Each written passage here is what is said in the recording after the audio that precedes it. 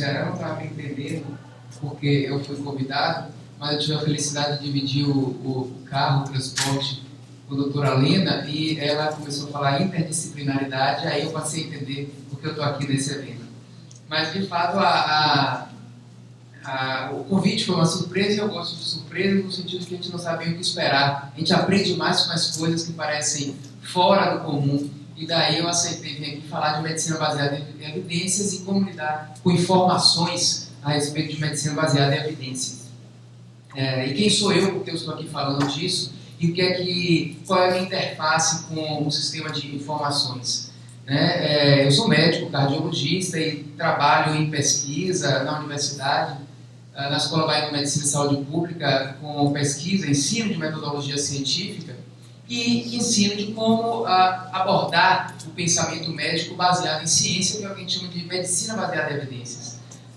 E a percepção de que a gente precisava discutir isso mais com a comunidade médica, mas não só com a comunidade médica, com a sociedade também, fez com que, aos 6 anos atrás, a gente criasse o blog Medicina Baseada em Evidências, que se tornou, assim, um tanto quanto lido pelo Brasil, e eu acredito, depois que a Virginia vai me confirmar, que foi assim que ela me reconheceu e convidou para falar aqui de Medicina Baseada em Evidências e Sistemas de Informação. Medicina baseada em evidências é a forma que nós temos de promover o pensamento científico no raciocínio da decisão médica. Apesar de que parece o médico, o profissional de saúde tem uma aparência científica, muitas vezes o médico é pseudocientífico. E a discussão com seu cliente também é uma discussão pseudocientífica. Medicina, ela foi tradicionalmente uma profissão que foi tradicionalmente desenvolvida de forma anticientífica. Aliás, há 100 anos atrás não tínhamos evidência científica nenhuma para tomar decisão. As evidências científicas começaram a surgir em meados do século passado. Portanto, a forma tradicional de se pensar, do ponto de vista médico, não é científica. E medicina baseada em evidências vem da epidemiologia clínica, que é exatamente a provocação de mostrar ao médico como pensar cientificamente. Eu vou além, mostrar à sociedade como pensar cientificamente. Foi me dado 40 minutos para falar, eu acho que 40 minutos é muito, as pessoas ficam cansadas. A boa fala é a fala curta, portanto eu vou falar 2 falas curtas que vão totalizar 40 minutos, de uma maneira didática, para não parecer que eu vou falar muito.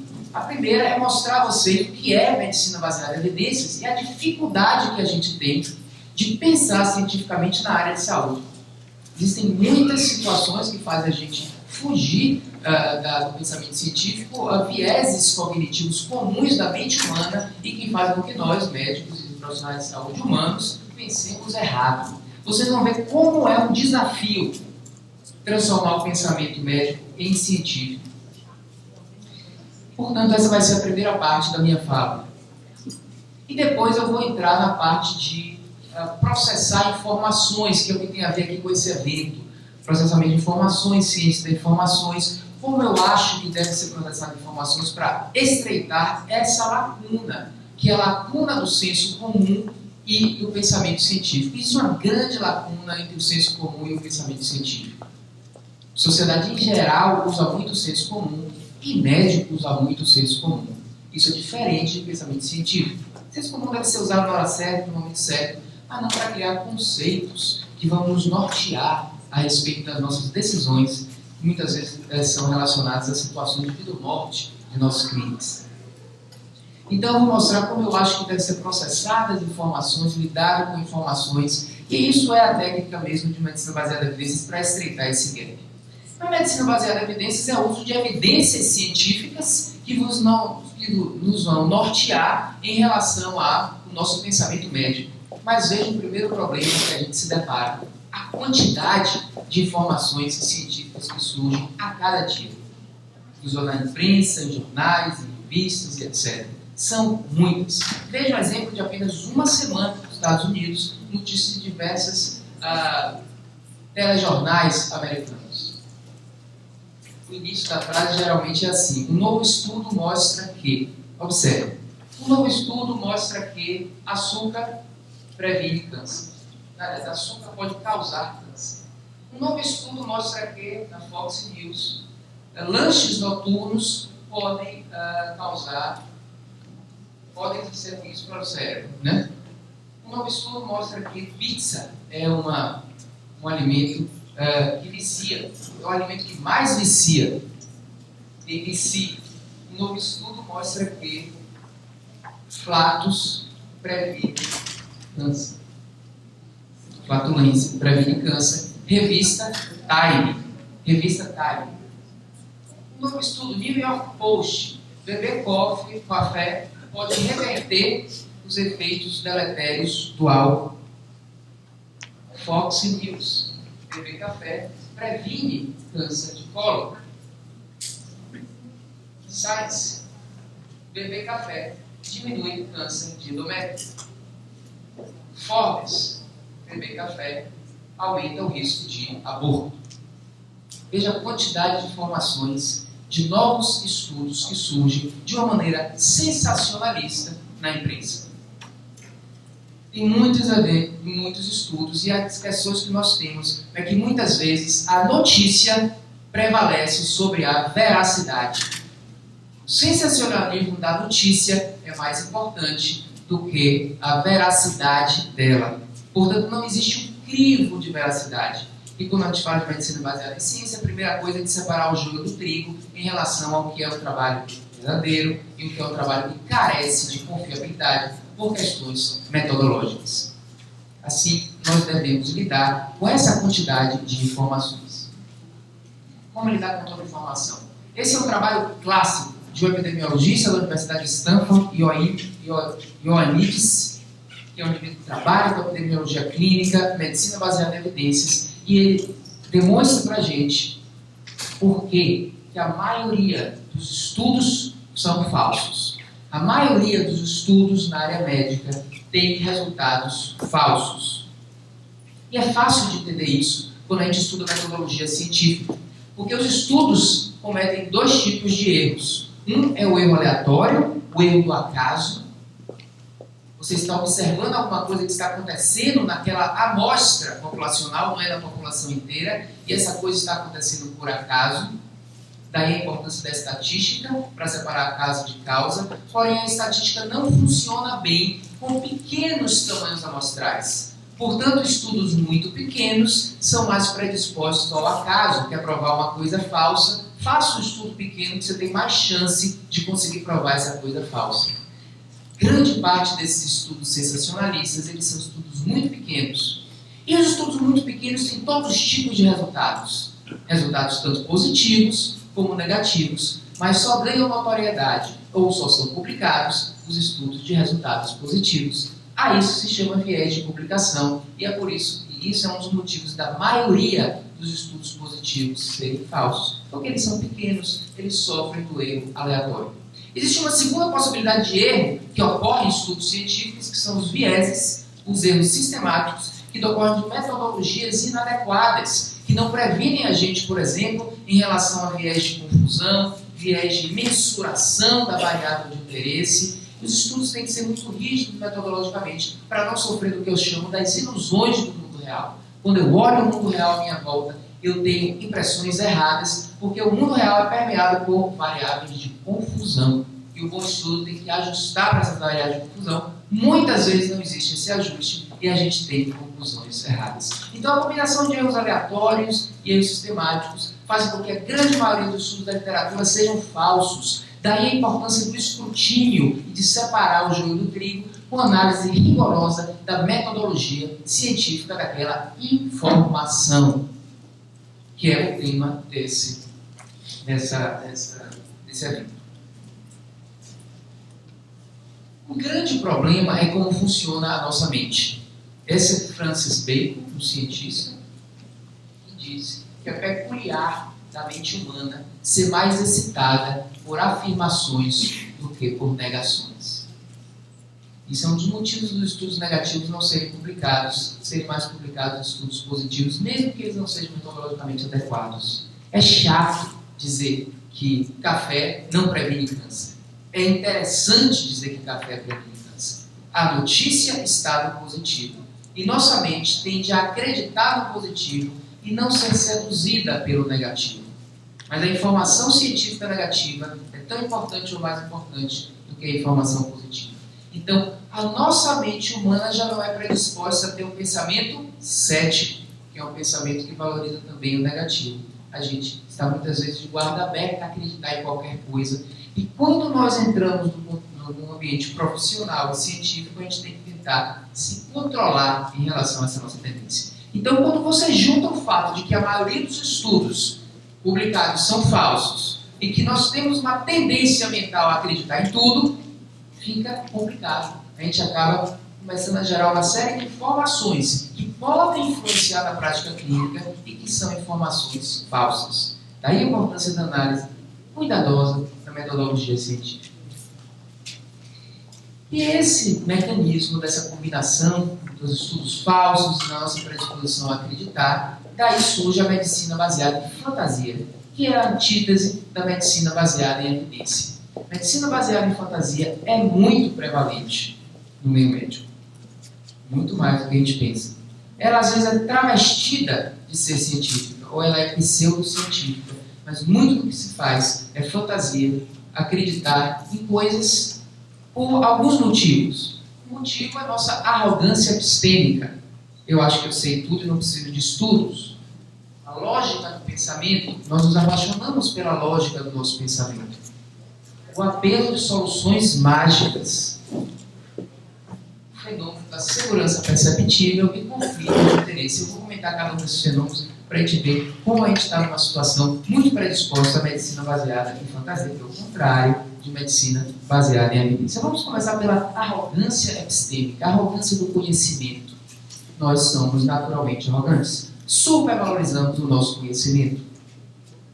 Acho que foi a doutora Leandro que falou mais cedo a importância da gente reconhecer humildemente o limite de nosso conhecimento.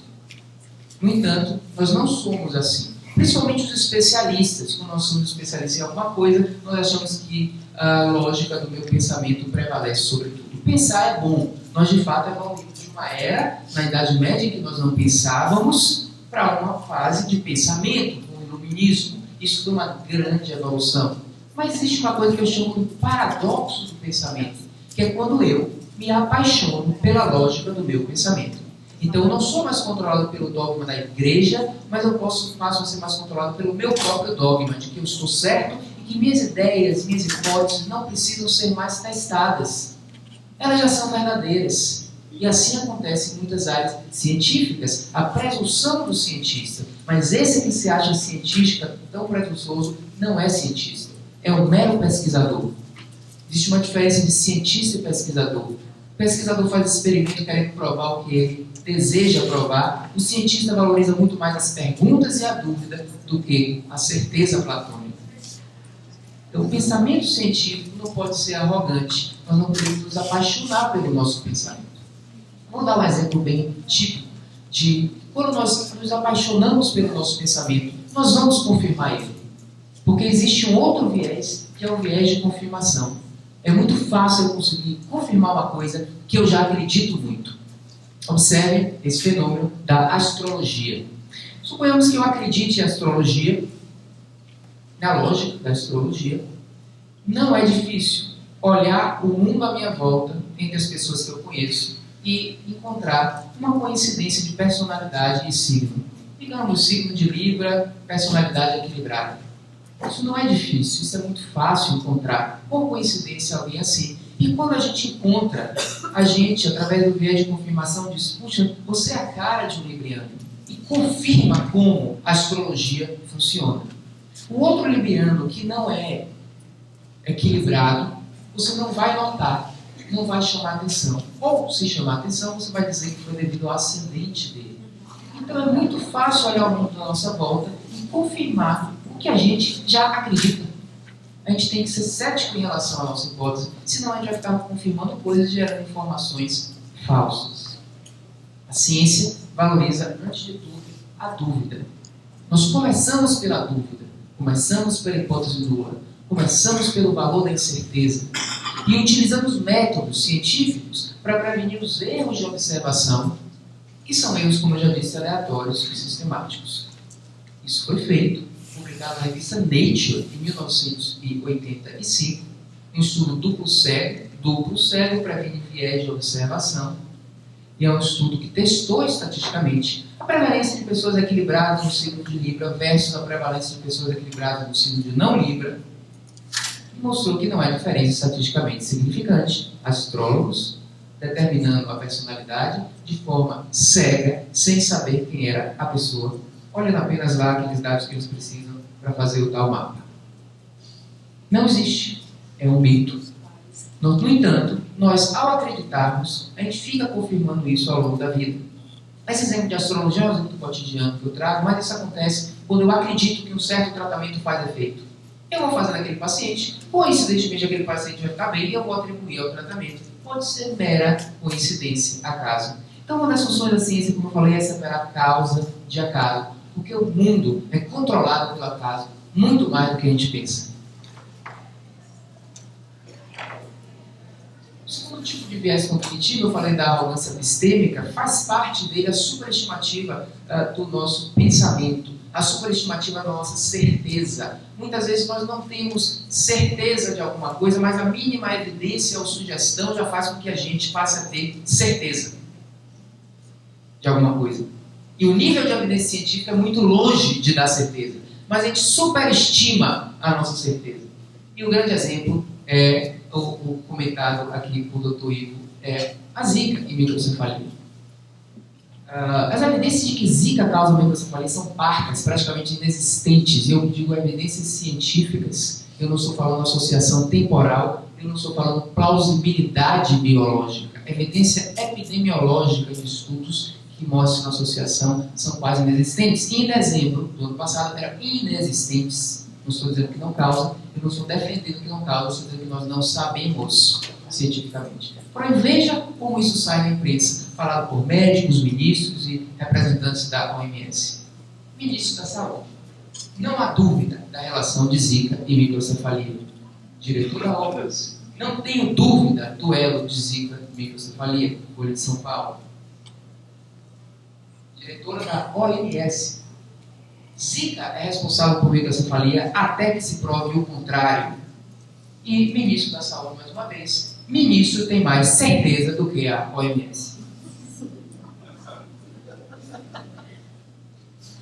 A gente só ouve, não tenho dúvida, tenho certeza. É a desvalorização da dúvida. É a falta de humildade. É a arrogância epistêmica.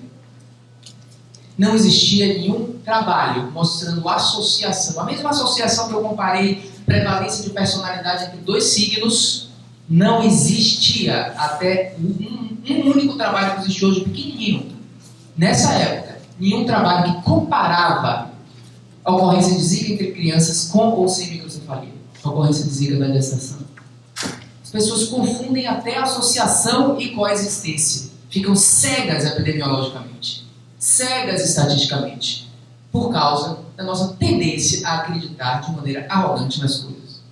Isso precisa ser mais provado. E isso, a informação como chega nas pessoas, isso. O terror desse processo aí faz com que grávidas não saiam de casa, fiquem trancadas. Eu converso com obstetras conhecidos meus, grávidas, muitas ficam confinadas num quarto, com janela fechada, ar-condicionado, durante 9 meses, quando não se mudam para os Estados Unidos, quando não abortam, só devido à suspeita de ter tido alguma doença exantemática. Isso está tudo publicado na imprensa, ou relatado por pessoas.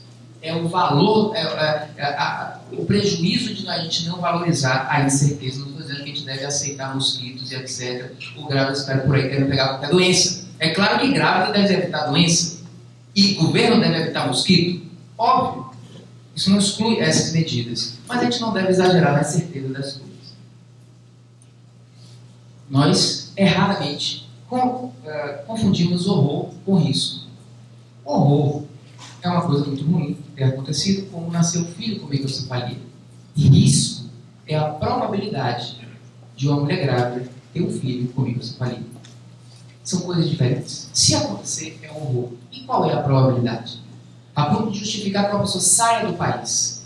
A probabilidade é 0,05% de uma mulher grávida hoje no Brasil ter um filho que nasce com microcefalia. Eu procurei qual é a probabilidade de uma pessoa nos nos Estados Unidos, morrer de acidente em um determinado ano. É a mesma probabilidade, 0,05%. Portanto, se uma grávida tem que ficar confinada no quarto, sem sair para o filho na segunda-feira, todos nós também temos que ficar confinados no quarto para não morrer de acidente.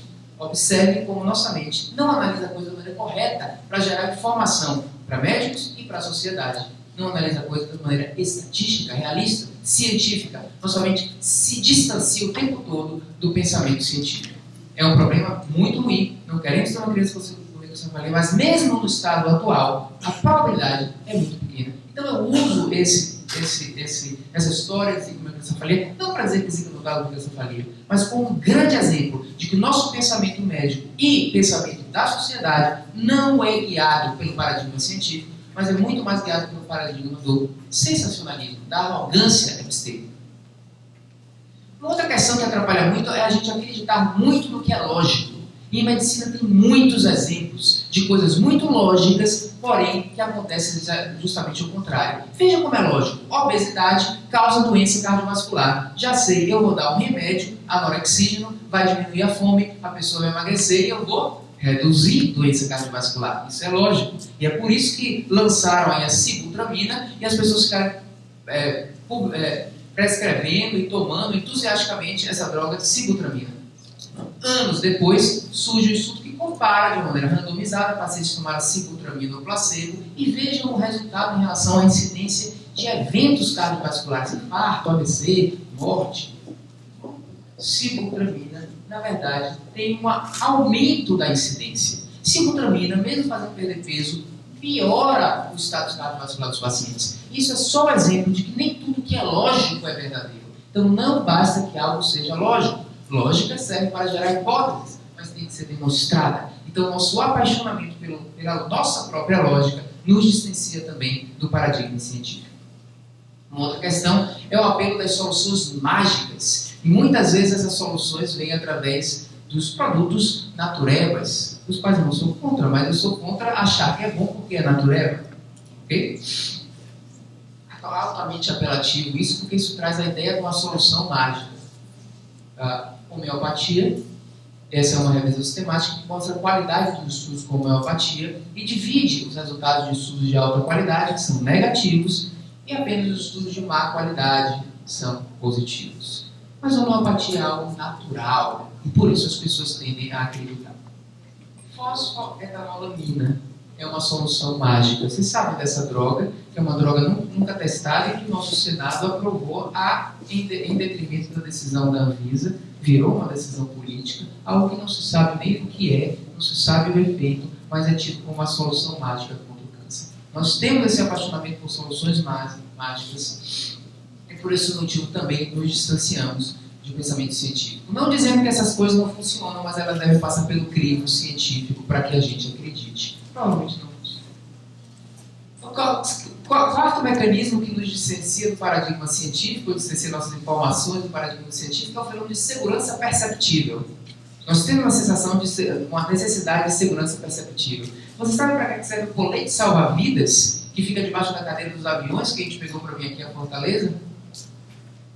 Qual é a função disso aí? Colete salva-vidas. Nunca um colete desse salvou nenhuma vida na história da aviação. Por que os aviões, por que as empresas aéreas mas se você testasse, ia ver que era negativo, porque na história da aviação, por que os aviões colocam o colete salva-vidas? Mas não só isso, a aeromoça tem que dar uma aula pra gente, a cada decolagem, de como utilizar aquele colete salva-vidas. Não dá tempo de colocar. Mas por que essa ênfase? Inclusive isso gasta muito dinheiro, o peso do avião fica muito maior, pela segurança perceptível que isso nos dá. Eu não estou falando segurança, estou falando percepção de segurança. É importante que quem esteja no avião tenha a percepção de que está tudo sob controle, calmante. Não só essas coisas, como muitas outras coisas que mandam a gente fazer, como reclinar poltrona, desligar celular, etc. Tudo isso é segurança perceptível, nunca salvou uma vida. Mas a gente precisa disso. Isso faz com que, quando a gente traduz isso para o meio médico, a gente faça muitas coisas que prejudicam o paciente, mas que na realidade dão uma sensação de segurança perceptível. Por incrível que pareça, e alguns vão ficar muito admirados com isso, a gente pode colocar. A utilização de PSA como rastreamento do câncer de próstata não reduz mortalidade por câncer de próstata nenhuma em vários ensaios clínicos randomizados. Por que nós fazemos PSA? Segurança perceptiva. Isso, portanto, nos afasta do paradigma paradigma científico, a ideia de fazer alguma coisa só para dar segurança. E, por fim, conflitos de interesse. O mundo é permeado de conflitos de interesse. Portanto, drogas são vendidas, propagandas são feitas com o médico e com os pacientes para que se use esse tipo de coisa. Acredito que isso foi comentado na palestra da noite passada.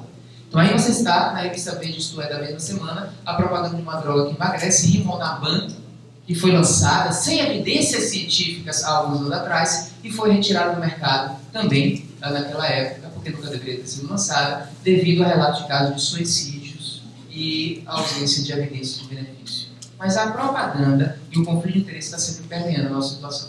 Portanto, nós estamos diante de uma situação difícil. E o que a gente precisa fazer, a medicina baseada em evidência serve para isso, agora eu entro na minha segunda palestra, é uma mudança cultural. Nós precisamos mudar culturalmente. Não é só a organização das informações, mas como ela vai chegar para que as pessoas passem a treinar, a pensar cientificamente. Na área de medicina baseada em evidência se utiliza muito revisões sistemáticas, que são técnicas de revisão, e aí entra o pessoal da ciência de informação ajudando muito, e compila os dados dos estudos, analisa de uma maneira bastante crítica quais são os dados dos estudos positivos, negativos, em relação à sua qualidade, e isso é uma ferramenta muito importante para organizar a informação. Mas isso se diz respeito mais à ciência médica. Quando a gente fala medicina baseada em evidência, a gente fala treinamento de pensamento. Revisão sistemática não é suficiente para mudar a forma como as pessoas pensam.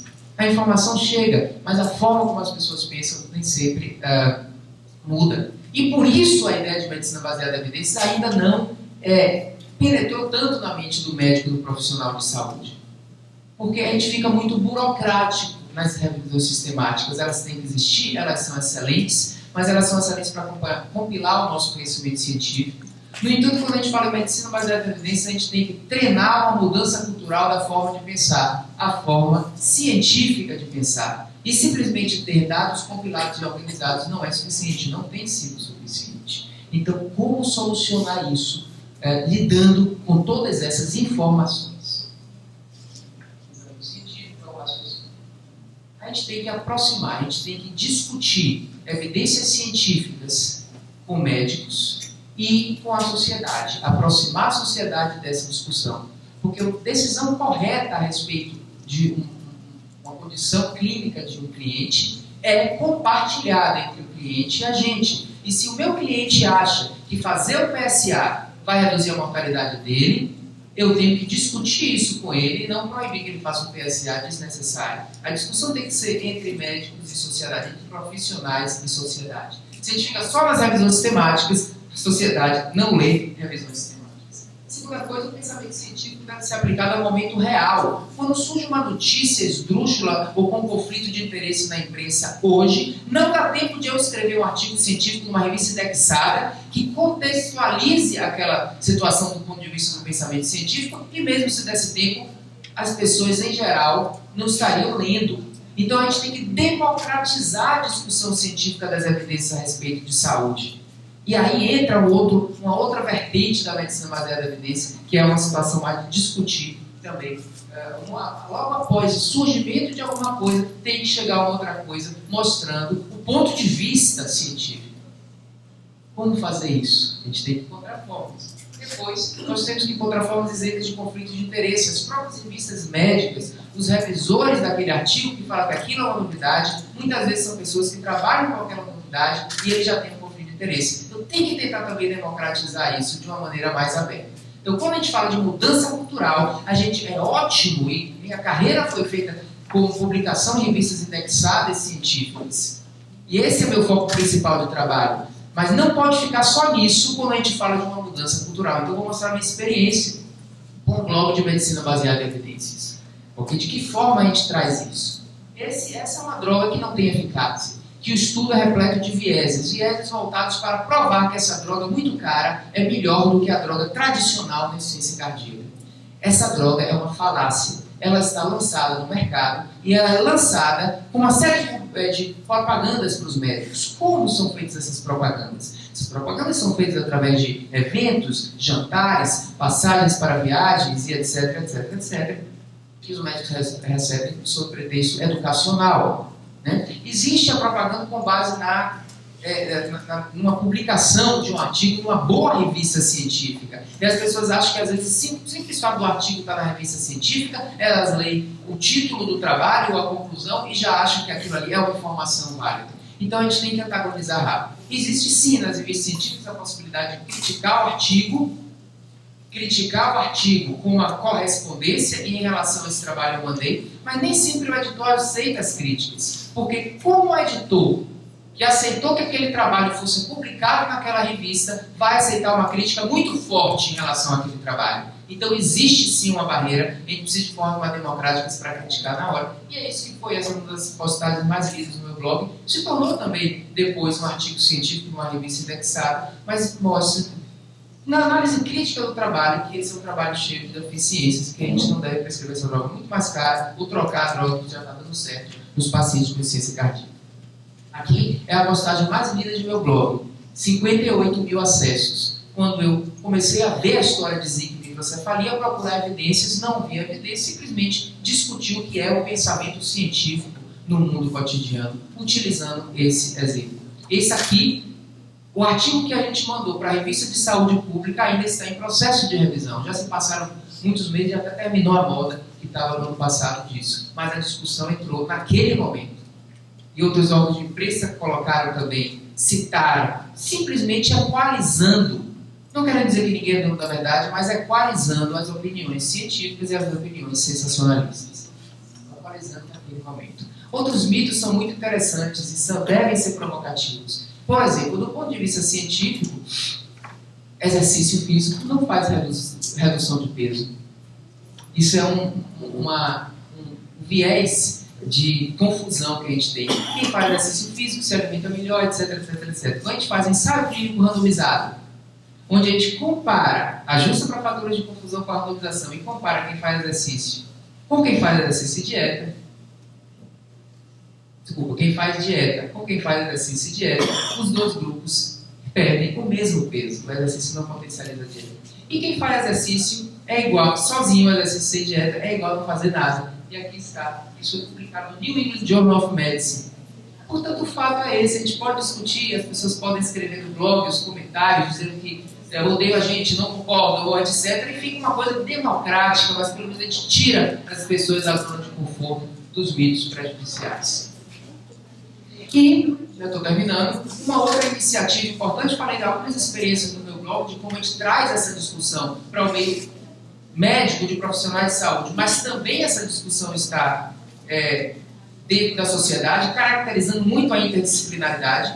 Ali tem, por exemplo, uma postagem de Zika e microcefalia, pessoas comentando da área médica, pessoas grávidas que estão com medo de microcefalia, pessoas da área de epidemiologia. Se a gente coloca a postagem da perda de peso, tem pessoas da área de educação física, tem pessoas que gostam de fazer exercício, que estão... Então a gente tem uma interdisciplinaridade que a gente não consegue ter nas revistas científicas padrão. Aí vocês podem dizer, puxa, mas vai ter vários blogs, várias coisas, como é que a gente vai distinguir o joio do trigo?